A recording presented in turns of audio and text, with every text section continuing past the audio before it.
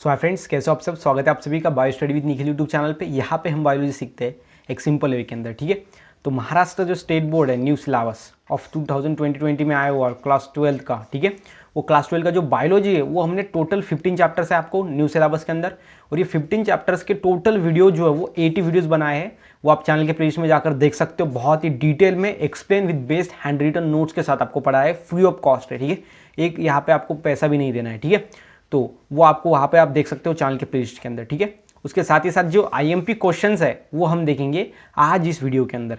तो अभी तक आपने हमारे चैनल को सब्सक्राइब नहीं किया तो प्लीज़ सब्सक्राइब करो यार, प्लीज़। एंड उसके साथ ही साथ ये बेल आइकन को आप हिट करो, उसकी ये बिकॉज ये हिट करोगे तो क्या होगा, नोटिफिकेशन प्रोवाइड होगा आपको जब भी हम फ्यूचर में न्यू वीडियोज़ को अपलोड करेंगे तो, ठीक है।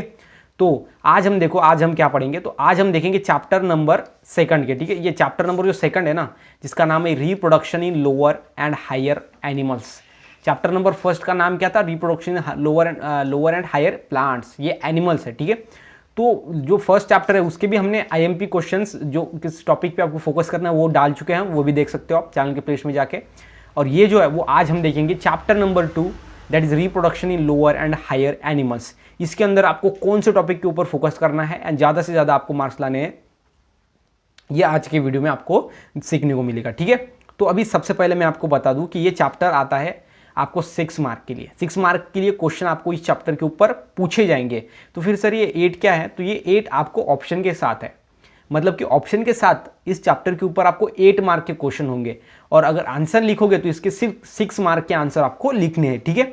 तो ऑप्शन के साथ ये 8 मार्क के लिए आता है ये चैप्टर नंबर 2 क्वेश्चन। और आंसर विदाउट आंसर वो आता है, मतलब विदाउट हम बोलेंगे कि यहाँ पे ऑप्शन वो आता है 6 मार्क के लिए, ठीक है। मतलब 6 मार्क्स आपको ये लेने हैं चैप्टर नंबर 2 के अंदर। तो इस 6 मार्क के लिए अंदर आप भी देखो, 2 मार्क का एक क्वेश्चन आपको डाल सकते हैं, 3 मार्क का एक क्वेश्चन डाल सकते हैं, और एक बाद में जो है वो यहाँ पे सिंपल में एक सिंगल एमसीक्यू भी डाल सकते हैं, या फिर फिलिंग द ब्लैंक डाल सकते हैं, ठीक है। तो ऐसा कंपोजिशन हो सकता है, या फिर उसके बाद 2 या फिर 4, ठीक है, 2 मार्क का एक, 4 मार्क का एक, ऐसा हो सकता है। या फिर सिंपल में 6 मार्क का एक भी हो सकता है, या फिर 3 मार्क्स के 2 क्वेश्चन हो सकते हैं, ठीक है। तो इस तरीके से ये ऐसा हो सकता है। तो ये है हमारा chapter number 2, reproduction in lower and higher animals. तो देखो इसके अंदर आपको कौन कौन से टॉपिक के ऊपर फोकस करना है। तो अभी सबसे पहले मैं आपको बता दूंगा कि यहाँ पे आपको रिप्रोडक्टिव सिस्टम पे ज़्यादा फोकस करना है। ये रिप्रोडक्टिव सिस्टम आपको 2 है, एक है मेल रिप्रोडक्टिव सिस्टम, उसके बाद सेकंड है female reproductive system. Okay, so male reproductive system and female reproductive system, ये दोनों में से एक सिस्टम के ऊपर 100% आपको सवाल आएगा, ठीक है। मैं आपको यहाँ पे क्लियर बता दे रहा हूँ। मेल रिप्रोडक्टिव सिस्टम के अंदर कौन से प्राइमरी ऑर्गन या फिर इंपॉर्टेंट ऑर्गन है, वो होता है टेस्टिस, ठीक है। क्या होता है, टेस्टिस। उसके बाद ये देखो फीमेल के अंदर क्या होता है, ओवरी। ओके, सो यहाँ पे टीएस ऑफ टेस्टिस, उसके बाद ये TS of ovary transfer section, ये सभी आपको करना है। मेल रिप्रोडक्टिव सिस्टम के अंदर आपको ध्यान में रखना है कि पेनिस, उसके बाद जो है वो यहाँ पे पेनिस, उसके बाद स्पर्म। सबसे पहले मेल रिप्रोडक्टिव सिस्टम की डायग्राम आपको अच्छे तरीके से होनी चाहिए, नॉलेज होना चाहिए मेल रिप्रोडक्टिव सिस्टम का पूरा। उसके बाद ये टेस्टिस का टीएस आपको मालूम होना चाहिए कि कहाँ पे यहाँ पे सर्टोली सेल्स होते हैं, लीडिंग सेल्स कहाँ पे होते हैं, वो सभी उसके डायग्राम ध्यान में रखनी है।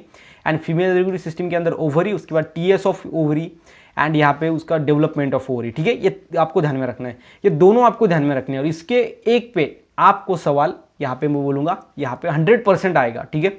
तो यहाँ पे मैं आपको क्वेश्चन नहीं दे रहा, क्वेश्चन दूंगा तो वो आएंगे या नहीं आएंगे उसके चांसेस नहीं होंगे, लेकिन ये ऐसा टॉपिक है, ये दोनों के एक में के ऊपर हम क्या क्या बोलेंगे, हम 100% यहाँ पे क्वेश्चन आएगा, ठीक है। 6 मार्क के लिए आपको चैप्टर है एंड 8 मार्क के लिए आपको ऑप्शन के साथ है, ठीक है। 6 मार्क्स आपको लेने हैं चैप्टर के अंदर।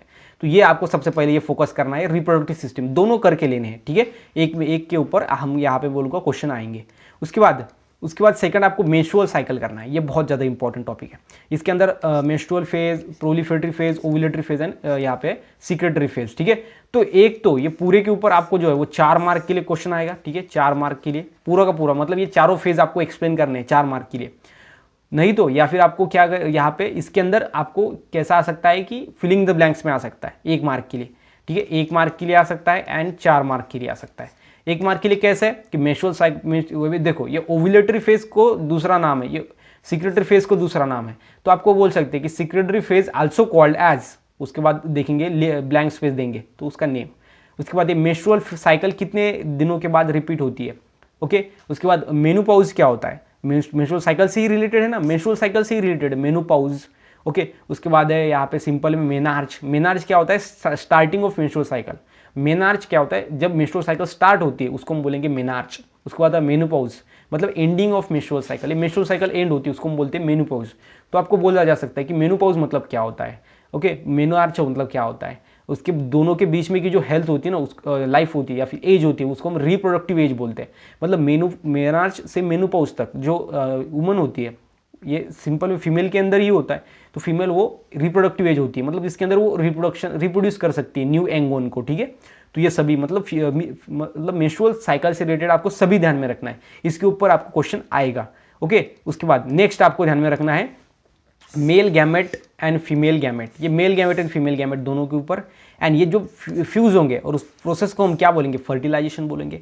और ये फर्टिलाइजेशन के अंदर देखो उसका मैकेनिज्म आता है कि कैसे 3 स्टेप्स के अंदर ये ए स्टेप, उसके बाद बी एंड सी, ये तीनों आपको ध्यान में रखना है मैकेनिज्म के अंदर। ठीक है, फर्टिलाइजेशन एंड उसका मैकेनिज्म आपको ध्यान में रखना है, ये इसके ऊपर भी आपको सवाल पूछे जाएंगे। ठीक है, फर्टिलाइजेशन एंड उसका मैकेनिज्म 6 मार्क के लिए आपको ये चैप्टर है, ऑप्शन के साथ आपको 8 मार्क के लिए।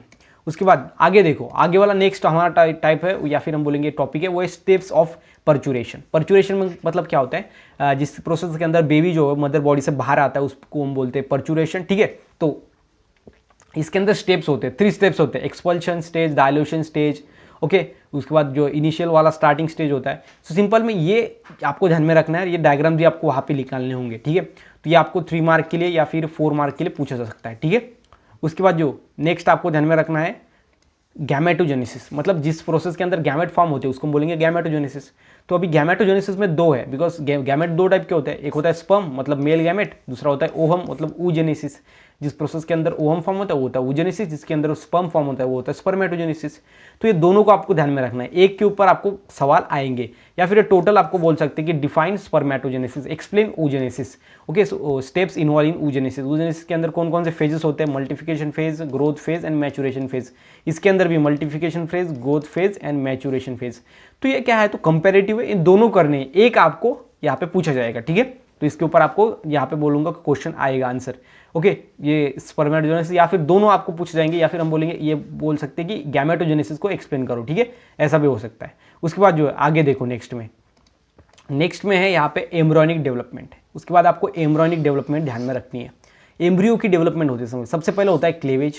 क्लेवेज क्या होता है? उसके बाद होता है ब्लास्टुलेशन, ये ध्यान में रखना है। उसके बाद ग्लास्टुलेशन एंड इम्प्लांटेशन। इसके अंदर आपको क्वेश्चन एक जो है वो कंपलसरी आएगा, मतलब आएगा 100% आएगा। ठीक है, 100% आपको क्वेश्चन आएगा इसके ऊपर। ठीक है, क्लेवेज, ग्लास्टुलेशन एंड इम्प्लांटेशन के ऊपर 6 मार्क का ये चैप्टर है, आपको पूछा जाता है, एंड 8 मार्क का ऑप्शन के साथ पूछा जाता है। ठीक है, तो ये आपको ध्यान में रखना है। उसके बाद जो ये यहाँ पे वो है बर्थ कंट्रोल। ये जो है बर्थ कंट्रोल आपको ध्यान में रखनी है। इसके अंदर 2 होते हैं मेथड, एक होता है टेम्पररी मेथड, एक दूसरा होता है परमानेंट मेथड। तो परमानेंट मेथड के अंदर कौन कौन से होते हैं वो ध्यान में रखना है, टेम्पररी मेथड के अंदर कौन कौन से होते हैं ये ध्यान में रखना है। सो हमने ये चैप्टर 2 का एक हम बोलेंगे कि 1 शीट वीडियो बना है, एक ही वीडियो के अंदर पूरा चैप्टर ले लिया है, वहाँ पे भी आप देख सकते हो, ये सभी मैंने एक्सप्लेन किया अच्छी तरीके से। ओके, लगभग 2 घंटे के आसपास वो वीडियो गया था हमारा। उसके बाद देखो इनफर्टिलिटी के अंदर ये लास्ट पॉइंट है हमारा। इनफर्टिलिटी के अंदर आपको IVF इन विट्रो फर्टिलाइजेशन, उसके बाद ZIFT, उसके बाद GIFT insemination, artificial insemination. Okay, उसके बाद IUI sperm bank and adoption. ये सभी क्या है? तो इनफर्टिलिटी के ऊपर क्या है? सिंपल में हम बोलेंगे उपाय है, ट्रीटमेंट है। इनफर्टिलिटी मतलब ऐसे कपल जो फर्टाइल नहीं कर पा रहे, मतलब न्यू जनरेशन को प्रोड्यूस नहीं कर पा रहे, वो होते इनफर्टाइल। तो उनके अंदर ये हम उनके अंदर हम उसको फर्टाइल बना सकते हैं with the help of this steps. Okay, ये स्टेप्स के इस्तेमाल से ये क्या है? तो ट्रीटमेंट्स है। क्या है? ट्रीटमेंट्स। तो आपको बोला जा सकता है कि AYF इन विट्रो फर्टिलाइजेशन को डिफाइन करो, या फिर अलग अलग, मतलब इसको डिफाइन करो, इसको डिफाइन करो। इसके अंदर के कुछ ना कुछ आपको सवाल आएंगे, या फिर टोटल आपको ये बोला सकता है कि इनफर्टिलिटी इसके अंदर के ट्रीटमेंट बताओ। तो ये पूरे आपको बताने पड़ेंगे, तब आपको ये 3 मार्क के लिए या फिर 4 मार्क के लिए पूछा जाएगा। लेकिन अगेन मतलब कि अगर आपको ये अकेले IVF मतलब इन विट्रो फर्टिलाइजेशन डिफाइन करना है तो ये आपको 2 मार्क के लिए पूछा जा सकता है। ठीक है, तो ये इनफर्टिलिटी है। तो ये होता है हमारा IMP क्वेश्चन। ठीक है, इसके अंदर हमने क्या क्या देखा? सबसे पहला आपको इनफर्टिलिटी के ऊपर फोकस करना है, उसके ट्रीटमेंट। उसके बाद बर्थ कंट्रोल के 2 method, temporary method and permanent method, इसके ऊपर फोकस करना है। उसके बाद एम्ब्रियोनिक डेवलपमेंट के अंदर क्लेवेज, ग्लास्टुलेशन एंड इम्प्लांटेशन। उसके बाद गैमेटोजेनेसिस के अंदर स्पर्मेटोजेनेसिस एंड oogenesis, इसके अंदर क्वेश्चन आएगा एक नए के ऊपर। उसके बाद जो है स्टेप्स ऑफ पर्चुरेशन, इसके अंदर आपको पूछा जाएगा। उसके बाद फर्टिलाइजेशन एंड उस मैकेनिज्म, ये दोनों आपको करके लेना है। मेंस्ट्रुअल साइकिल आपको करके लेना है। उसके बाद एक reproductive system, female reproductive system and male reproductive system, ये दोनों के अंदर टेस्टिस का टीएस, ओवरी का टीएस, उसके ओवरी के बाद डेवलपमेंट ओवरी की, ये सभी आपको करने हैं, ठीक है। तो ये सभी आपको यहाँ पे आएगा। चैप्टर नंबर यहाँ पे हमारा 2, जिसका नाम है reproduction in lower and higher animals. तो इसके ऊपर आपको फोकस करना है। 80% सवाल आपके यहाँ पे इससे ही कवर हो जाएंगे, इसके बाहर के पूछेंगे ही नहीं, ठीक है। तो ये सभी इंपॉर्टेंट टॉपिक्स आपको ध्यान में रखने हैं। चैप्टर नंबर 2, जिसका नाम है reproduction in lower and higher animals, ठीक है गाइज। तो यहाँ पे मैंने आपको बता दिया कि reproduction in lower and higher animals के अंदर आपको क्या क्या कौन कौन सी चीज़ों पर फोकस करना है, ठीक है। तो यहाँ पे हमने चैप्टर फर्स्ट भी IMP यहाँ पे हो चुके हैं, हमारे चैप्टर फर्स्ट की भी डाल चुके हैं, ठीक है। तो अभी चैप्टर 3 के भी देखेंगे नेक्स्ट वीडियो के अंदर, ठीक है गाइस। तो मिलते हैं नेक्स्ट वीडियो में, तब तक के लिए stay happy, stay motivate, thank you so much.